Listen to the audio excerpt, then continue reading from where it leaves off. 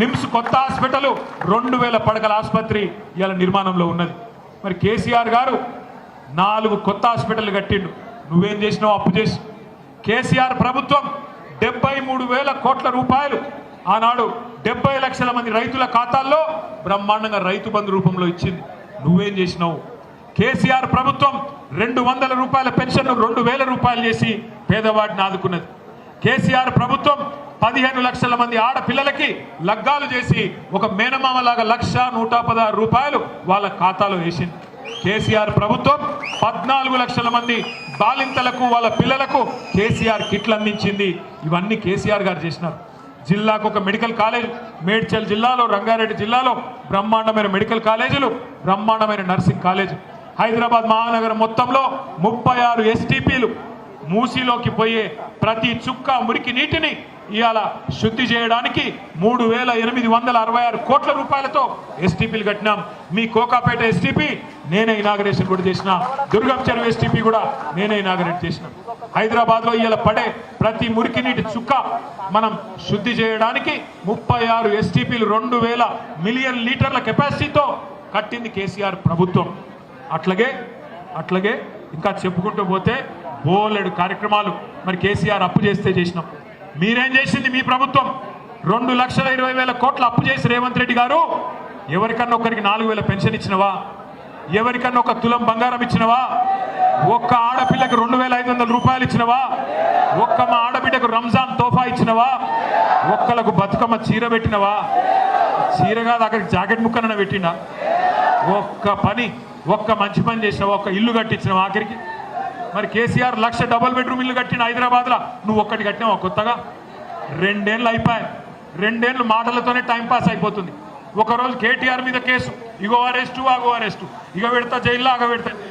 ఒకరోజు కేసీఆర్ మీద, ఇంకో రోజు ఇంకొకరి మీద, ఇదే టైంపాస్ కార్యక్రమం తప్ప ఈ 20 నెలలుగా రేవంత్ రెడ్డి ప్రభుత్వం, కాంగ్రెస్ ప్రభుత్వం హైదరాబాద్ మహానగరానికి చేసింది ఏంది? నేను మిమ్మల్ని అడుగుతా ఉన్నా, శేర్లింగంపల్లిలో ఇక్కడ ఎమ్మెల్యే గారిని గెలిపించిన మీ అందరిని అడుగుతా ఉన్నా, ఎమ్మెల్యే ఏం చెప్పిండు? ఎందుకు పోయినా అన్నాడు? కాంగ్రెస్ పార్టీలకి అభివృద్ధి కోసం పోయిండట. అభివృద్ధి కోసం. ఎవరి అభివృద్ధి కోసం పోయినావు? నీ అభివృద్ధి కోసం పోయినావా? ప్రజల అభివృద్ధి కోసం పోయినావా? ఏం అభివృద్ధి చేసినావు? 20 నెలల పీకిందేంది? ₹1 పని చేసినావా 20 నెలల్లో? ఏం చేసింది రేవంత్ రెడ్డి ప్రభుత్వం? ఏ పేదవాడిని కాపాడినావు? ఎక్కడ గుడిసెలు గుల్లగొడుతుంటే, ఎక్కడ ఇల్లు గుల్లగొడుతుంటే ఎక్కడ నన్ను అడ్డం వచ్చినావా? నీ సొంత ఆస్తులు, నీ సొంత భూములు, నీ సొంత వ్యవహారాలు తప్ప చేసింది ఏంది అని నేను అడుగుతా ఉన్నా. ఇంకొక మాట కూడా అడుగుతా ఉన్నా, ఆలోచించమని కొడతా ఉన్నా. నేను మొన్న టీవీ చూస్తూ ఉంటే చాలా విచిత్రం అనిపించింది నాకే. ఒక ఎమ్మెల్యే గారు మన పార్టీలోకి వెళ్ళి కాంగ్రెస్ పార్టీలో జంపు కొడితే ఆ విలేకరు అడుగుతాడు, పాప తమ్ముడు పోయి, అన్న ఎమ్మెల్యే గారు ఏ పార్టీలు ఉన్నారు? ఓయ్ ఆగవా, ఎమ్మెల్యే గారు ఏ పార్టీలు ఉన్నారు మీరని అడుగుతుంటే ఆ ఎమ్మెల్యే గారు చెప్తాడు, ఎక్కడ ఉండాలో అక్కడే ఉన్నాను. ఎట్లుంటుందంటే కథ ఎట్లుంటుందంటే, ఇప్పుడు మీ అందరికీ పిల్లగాళ్ళు ఉంటారు ఇంట్లో. పిల్లగాడు లేకపోతే సాయంత్రం ఏటో దోస్తు ఇంటికి పోయిండు, ఆయన రాత్రి 10 అవుతాను, ఫోన్ చేసి కొడుకుకు, అరే ఎక్కడున్నారో ఇంకా రాకపోతే అంటే, నేను ఎక్కడ ఉండాలనో అక్కడే ఉన్నా అన్నాడు అనుకో, మీకు ఏమనిపిస్తుంది? దౌడ మీకు ఒకటి తప్పబుద్ధి కాదు. ఇలా మీ ఎమ్మెల్యే కథ కూడా గట్లే ఉంది, ఎక్కడ ఉండాలనో అక్కడే ఉన్నాడు. అంత అతి తెలివి ఎందుకు? ధైర్యం లేదా? సరిపోతలేదా? ఎందుకు? బై ఎలక్షన్ వస్తుంది, మరి రేపు పార్టీ మారిన పార్టీ ఫిరాయింపు మీద సుప్రీంకోర్టు ఇప్పటికే 4 దొబ్బులు దొబ్బింది.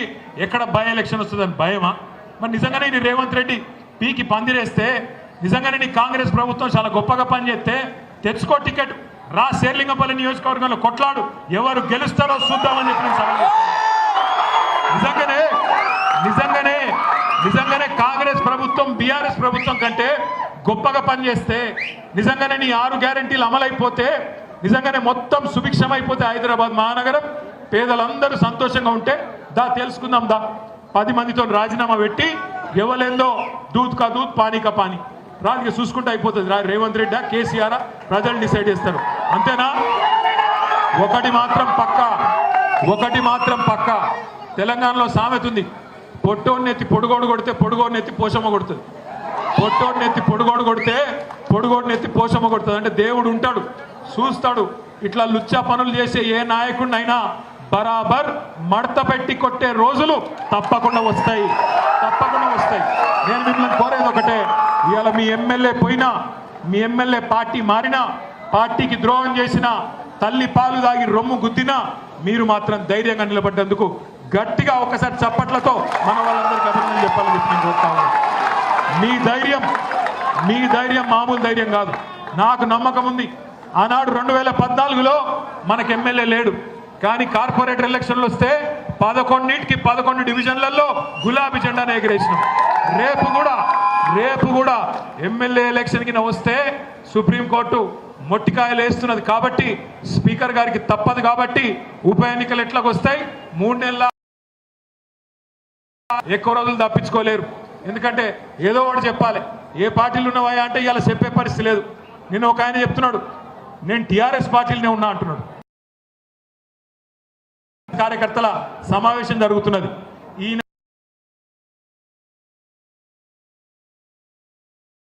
ఎందుకు రాలే? వచ్చే ధైర్యం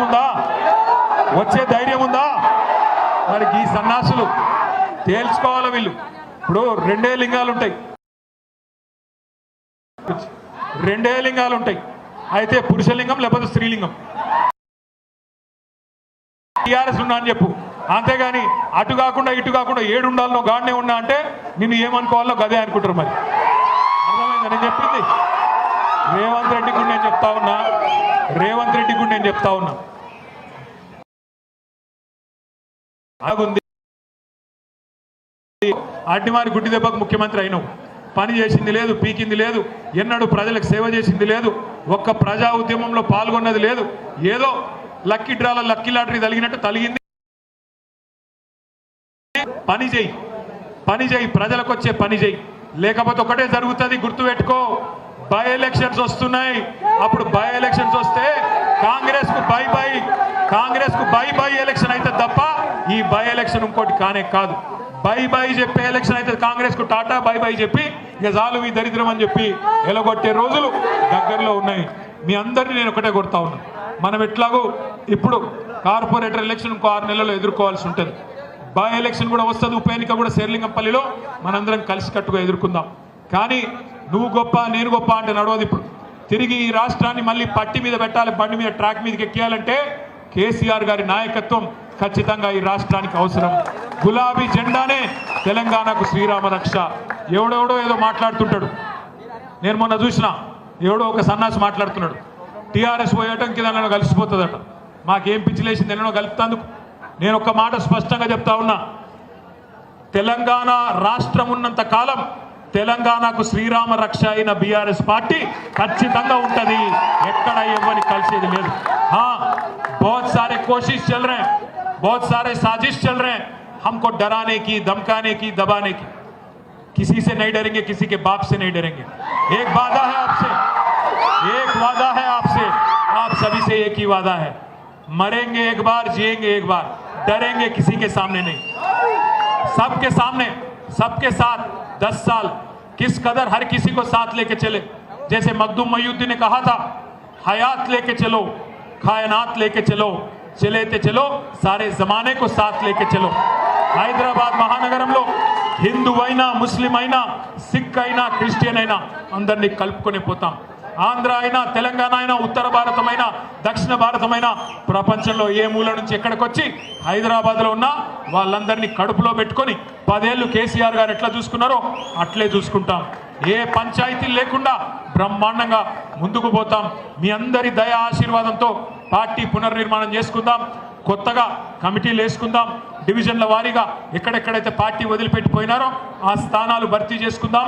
కార్పొరేట్ ఎలక్షన్లకు, అదేవిధంగా కార్పొరేటర్ ఎన్నికలకు, అదేవిధంగా ఉప ఎన్నికకు కూడా తయారైదాం. ఎవ్వరు భయపడవద్దు. ఒక్క సంవత్సరం ఉన్నది, ఒకే ఒక్క సంవత్సరం. ఈ ఒక్క సంవత్సరం మనం కష్టపడితే ఎన్నికల్లోకి వెళ్ళిపోతాం. ఈ ఒక్క సంవత్సరం గట్టిగా ఉండాలా, గట్టిగా కష్టపడాలా. ఎవరు కేసు పెట్టినా వెంట